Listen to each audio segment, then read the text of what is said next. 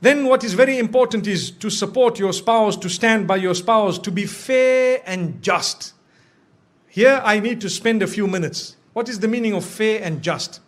Your mother has a problem with your wife. You don't just side with one of them. No, you must be just. You must be fair. If your mother is wrong, she is wrong even if she is your mother. We have an attitude where we say, my mother is my door to paradise. My brother, sometimes your mother is your door to hell. Did you know that? From Islam, I'm telling you, if that mother of yours is oppressive and she is doing something wrong, she could be your door to hell, not to heaven. Do you know that? Wallahi. And I am saying this with all passion because we have seen a lot of marriages where the mother-in-law thinks she is the queen who is married to the woman who you are married to before you. And then she comes and relays all her unjust instructions which are absolutely unacceptable, and the man just sits down. That's my mother. That's my mother. That's my mother. How long are you going to keep on saying that's your mother when she is oppressing your wife? Something somehow, somewhere needs to be said. Either speak to your father or tell your mother, mother, I love you so much. I did not marry this woman for her to be a means of taking my love away from you or your love away from me. The love I have for you is totally different from the love I have for her. So mother, I will love you forever, but I want to tell you this is the line you do not cross, my beloved mother. And you kiss her forehead, you can kiss her hands and her cheeks and tell her that my mother, you are wrong. Lay it down. When you do not lay your territory, your marriage cannot work. People don't know where is my limit. They don't know. So how can your marriage work? Your mother doesn't know, your father doesn't know. Some fathers issue instructions to their daughters-in-law worse than the instruction of their own son to that wife of theirs. So what was the point? Father, why didn't you just marry this woman one time? That is not fair. You cannot just come and say, that's my daughter-in-law, I must tell her, you stand here, you go there. No, they have their life.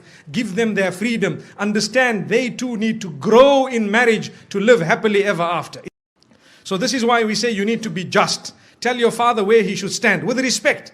And please, the parents, do not hate your child just because he needs a bit of time with his wife. No. Or the wife needs time with the husband or the children. No, allow them that. Let them go. You do not have to go everywhere your children go. We are going for a holiday, for example, to Penang or to Langkawi. So now father says, we are coming with. Okay, you come with, mashallah. The next year we are going to holiday, we are going to this place, we are coming with. The following year we are... So whenever did they go alone? Never. Why? Because mom and dad tag along. Give them once or twice, a few times, give them their own. Tell them, look, you guys go along, inshallah, enjoy yourselves, and next time we will join you. Perhaps you can arrange for us. Yes, it is very important to look after your parents. Believe me, we are not at all undermining that. That is a rule on its own.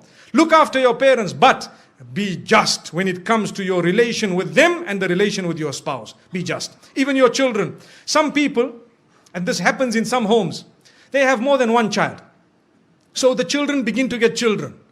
So those children who live with them in the same home, every time we shout them, we pick on them. Why? Because they live in the same home. And when the other son's children come, because they live far away, oh, my son, where were you? What happened? These children are watching. They are seeing, look at this grandfather of mine.